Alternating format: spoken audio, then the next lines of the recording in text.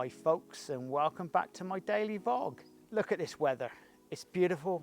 I thought I'd come out in the garden and chat to you guys. So today I've decided to knock up a cream slice. Okay, I haven't recorded it now because I'm in the garden. What did you think? I was going to actually make it in the garden? Keep that thought. You never know, I might be making something in the garden. Not sure yet. There's a site over there for a bonfire, so you never know. We might have a Wackinger Carnival barbecue. Put a roast pig or something on there and invite my one friend round. Okay. Right, and in this recipe I'm doing is just straightforward frozen puff pastry I'm using. So don't get carried away. I am actually going to make you a recipe for puff pastry soon. I know I've promised this for about the last 12 months, and I know some people 3 years ago have been asking about making puff pastry.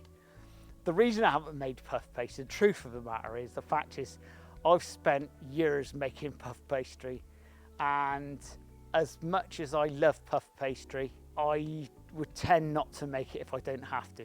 My machine broke, and after that day I never bothered to replace the machine, so I went without. Do check out the description. There may be something down there that may interest you. And if you want to subscribe, subscribe. And if you want to share, share. Anyway, we'll get right on with the video.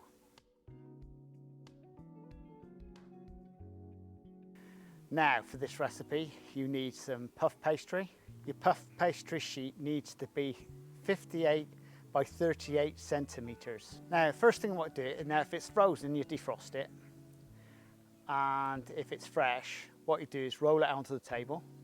Now what you want to do is give this a good docking. Now you want to practically go through the pastry, because the idea to this pastry is actually it doesn't want as much lift as you would do for any other type of product. Now in the old days we called this basically a rough pastry. After we've made our sausage rolls, this is what we turn the rest of our pastry into out of the scraps. So once we've docked it, now we want to rest them for around 20 minutes. That's just to let the pastry recover. And now we're going to pop them into the oven, and we're going to be baking them for around about 15 minutes. And the oven temperature is 220 Celsius. Once they're ready, take them out of the oven and let them cool for at least 1 hour. Now once you've got to that point, now we'll pop them onto the table and we'll cut them in half. One half is going to be the top and one half is going to be the bottom. On the bottom piece, what we're going to do is layer some jam. Spread it right across nice and evenly.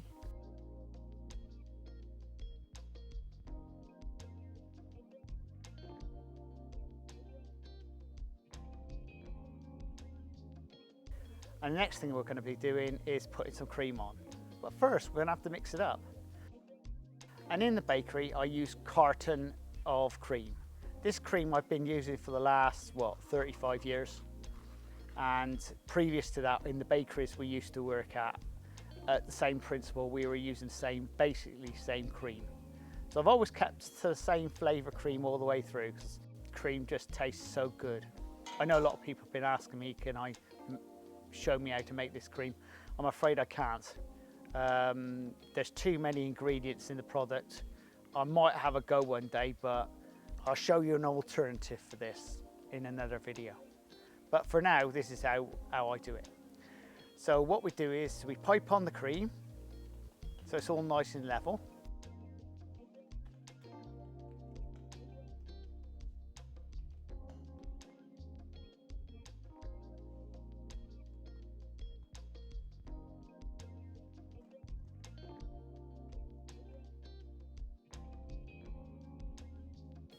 Then we put on the top piece of the pastry and just push it down gently. Now for the topping, you need baker's fondant. That is the only thing I can recommend really to use. Now the baker's fondant consists of glucose, sugar, granulated sugar and water. Just 3 ingredients, that's what makes it. I have got a recipe below the video in the description, so you can follow that to make it. Once you've got your fondant ready, now you want to get the fondant on the top and make it nice and layered so it's nice and smooth across the top.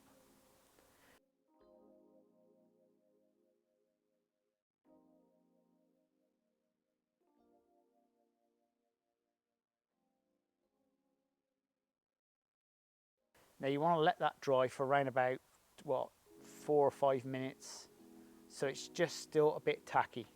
Now you're going to be marking your pastry up into 20 pieces, or as many as you like. What you need then is get yourself a knife, a really good sharp one, and some water.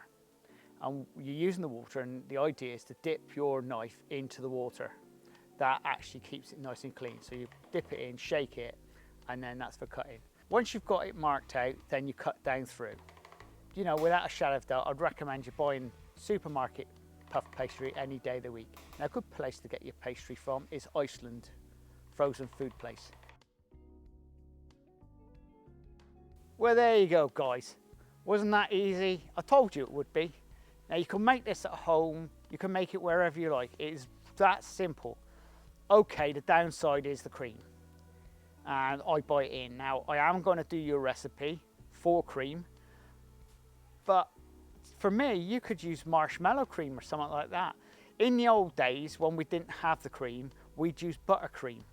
And all the cream was baker's fondant, icing sugar, butter, but in the bakery we used margarine. Well, we call it cake margarine, which is a completely different thing to margarine like you scrape on your bread and butter. That's different. And water, and we just blend it all together. And we got a perfect, and obviously adding vanilla to it as well, and got a beautiful cream out of it. Personally, myself, I didn't like the cream at all. But I will show you that recipe because you guys out there probably love it. We used to sell hundreds of cream slices. Now, the cream slices we used to make were ones that would last for like 2 weeks. Now, the ones I'm showing you, they've got to be sold within 3 days because the life of the cream is 3 days only. In fact, next to this cream is fresh cream, which you only have 1 day to sell it in. Well, there you go, folks. That's your simple cream slice. And we'll see you again very shortly on the Crazy Baker Daily Vlog. Laters! This is the Crazy Baker channel. Baking. Lifestyle. Recipes. Reviews.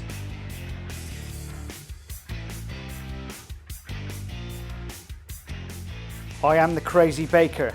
Please subscribe and please share. Laters!